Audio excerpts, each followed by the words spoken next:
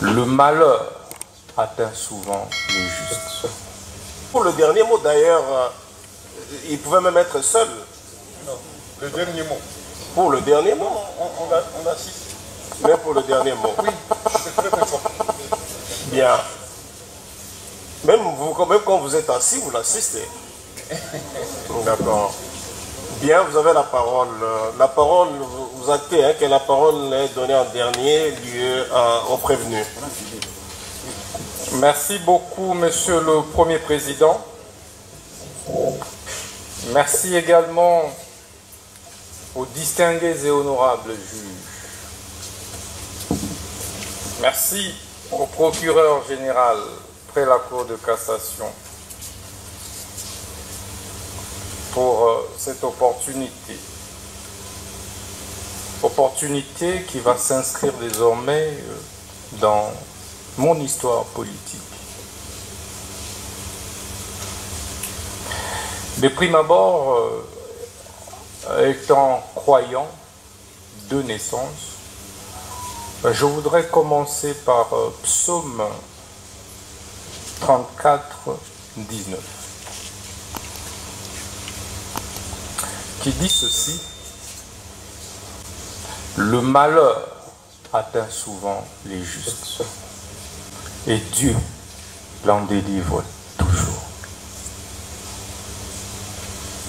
Le Dieu que je sers depuis mon enfance, avec sincérité, celui pour qui j'ai refusé de me compromettre au ministère de la Justice, en servant les pauvres, les orphelins, les veuves. Il est juste et vivant. Il ne m'a jamais abandonné, quelles que soient les épreuves. Je crois en lui et je sais qu'il me viendra au secours, même en dernière minute. C'est pourquoi, Monsieur le Premier Président, je veux également dire que l'histoire me rétablira et Dieu de mes ancêtres me rétablira et me justifiera, je veux dire. J'ai dû démissionner de mes fonctions de ministre d'État, ministre de la Justice et garde-sceaux après avoir rendu des loyaux services à la République, pris autant de risques pour ce pays. Face à une guerre d'agression qui était pendante, où tout le monde a lâché, j'ai tenu bon et prêt à donner de ma vie pour cette République. Mais aujourd'hui, cette justice que j'ai servie avec tant d'amour m'a tout arraché, mon honneur, ma crédibilité, ma dignité, mon directeur de cabinet.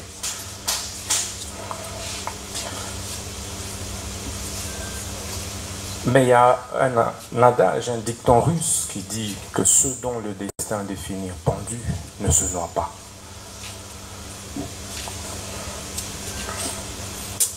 Monsieur le Président, ce procès de ma vie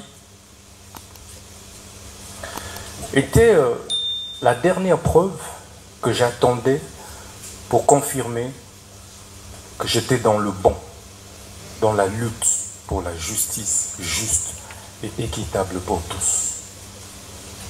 Ça ne me serait pas arrivé, je douterais de moi et de la lutte que j'ai menée depuis l'école, où j'ai créé, alors que je n'avais que 15 ans, l'association de lutte contre la tricherie.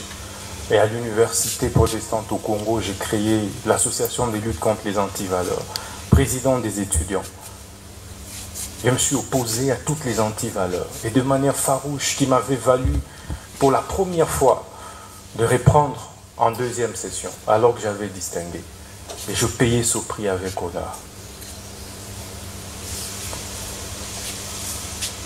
Au ministère de la Justice, je subis la même injustice.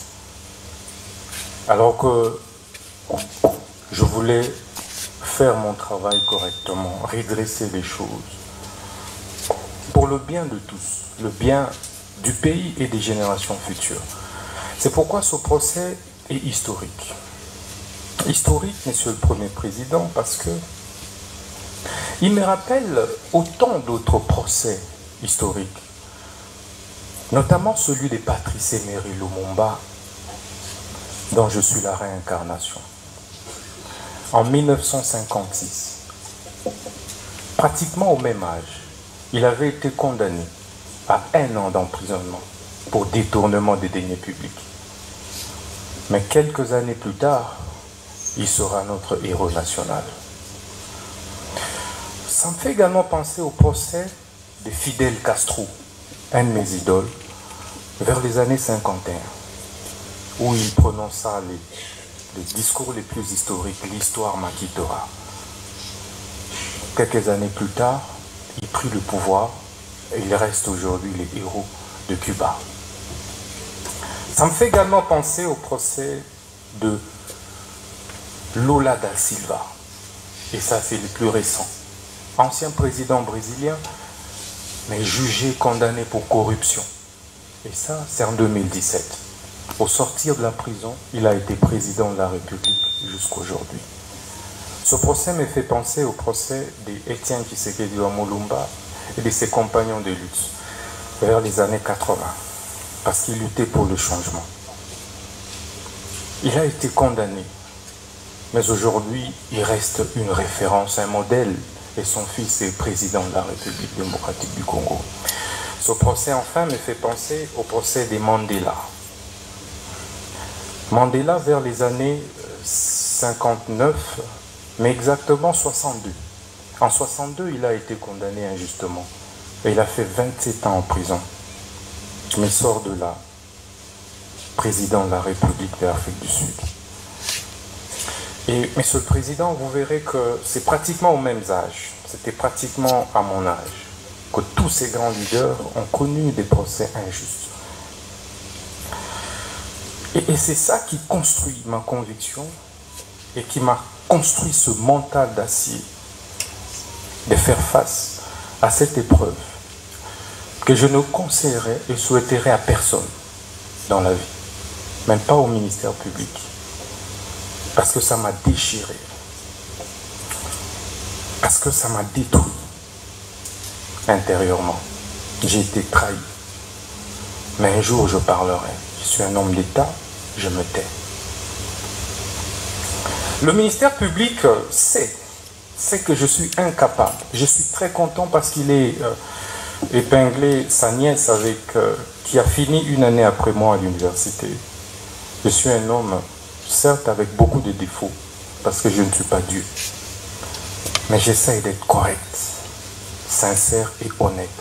Pour preuve, je ne me suis pas contredit lors de différentes auditions. Que ce soit au niveau du parquet, que ce soit ici. Parce que je pense que quand on est gouvernant, on doit assumer ses actes.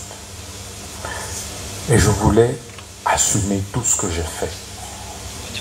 Même si mes collaborateurs ont posé un acte, je suis responsable, j'assume en tant que responsable.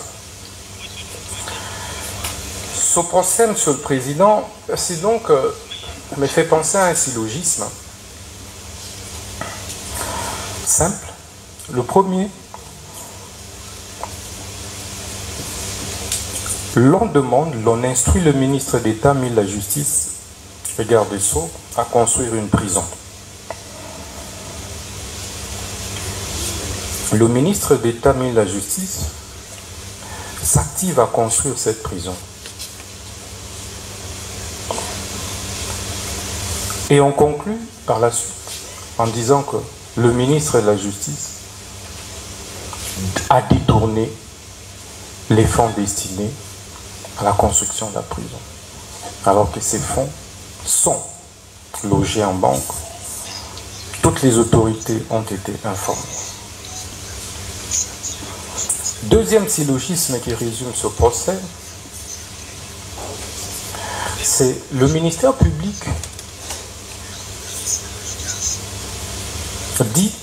accuse le ministre de la Justice pour détournement des 19 millions qui se trouvent en banque. Or, ces 19 millions n'ont jamais été décaissés, touchés, je veux dire.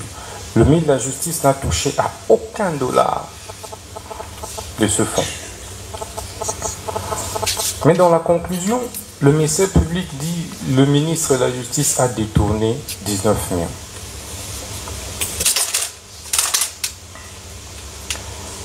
Je suis perdu face à ces syllogismes. Mais ce procès et ces syllogismes ne me surprend pas. Pourquoi ça ne me surprend pas? Parce que ce n'est pas la première fois que le ministère public ait fait un réquisitoire contre moi. À peine 3 mois que j'étais nommé ministre de la Justice, le ministère public, le même, PG Cassation, avait déjà fait un réquisitoire pour me faire arrêter. Mais il sait comment cela n'avait pas abouti. 3 mois à peine. Nous sommes au mois de septembre 2024. Je serais surpris de voir un réquisitoire du ministère public pour qu'on arrête le ministre Mutamba de la Justice. Pour quelle raison? Pour un rapport qui était concocté, dressé à mon insu par les 2 juges que nous avions récusés.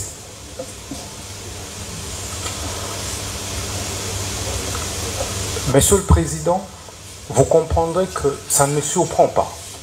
Parce que il y a eu des divergences de fond sur les réformes que nous devrions ensemble engager. Et on ne s'est pas mis d'affaire. Avec ma petite expérience de la vie politique, on n'est jamais assez fort éternellement pour l'être toujours. Le temps a un pouvoir réparateur.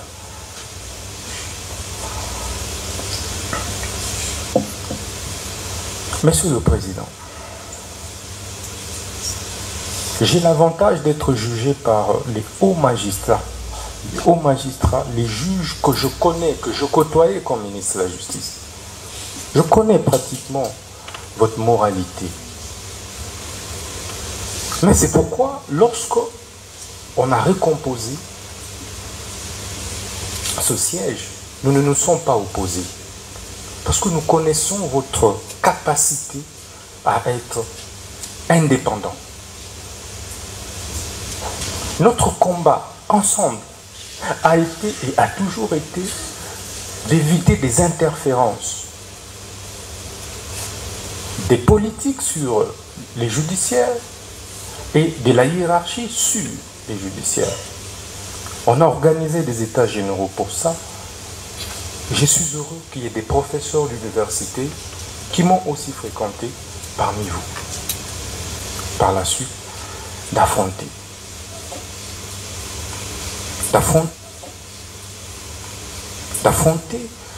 votre haute sagesse. Que vous n'êtes pas obligé, vous n'êtes pas appelé, vous hauts magistrats, la plus haute instance judiciaire de notre pays, à régler nos problèmes de leadership au sein du gouvernement au niveau de la justice. Si je gênais, ce n'était pas la justice. Il y a eu remaniement qui venait de se passer. On pouvait me faire partir par ce remaniement. Mais hélas, on a préféré venir par devers vous. Et je sais que vous êtes sage. Monsieur le Premier Président, vous êtes un grand professeur d'université que nous connaissons. Et c'est même pourquoi vous avez conduit des mains de maître avec sérénité, avec assurance. Vous nous avez donné des assurances d'une justice juste lors du déroulé des débats. C'était calme, apaisé, tout le monde a parlé et je tenais à vous en remercier. Monsieur le Premier Président, messieurs de la Cour, vous avez le choix de condamner un innocent et de l'acquitter en entrant dans l'histoire par la grande porte. Par la grande porte. L'histoire nous renseigne que vos prédécesseurs, qui n'étaient pas plus brillants que vous, qui n'étaient pas plus intègres que vous, ont dû faire valoir la justice. Et la vraie justice. Moi, je crois en vous. Je ne voudrais pas que le réquisitoire du ministère public, qui est malheureusement beaucoup plus personnalisé, nous ne pouvons pas révéler tout ce qui s'est passé dans nos relations entre ministre et la justice et parquet, toutes les divergences qu'il y a eu, tout ce qui s'est passé. Vous, en tant que neutre indépendant, vous direz le bon droit. C'est par ce mot que je tenais à vous remercier du fond du cœur. Il y a certes eu des tensions que le ministère public a qualifiées de propos discourtois. Je retire tous ces propos avec beaucoup d'humilité parce que il s'agissait d'un procès de ma vie et que j'étais obligé de me défendre. Donc, je suis et reste très loyal et fidèle envers les institutions de la République, envers mon pays, que je continuerai à servir, quels que soient les cas de figure. Je vous remercie.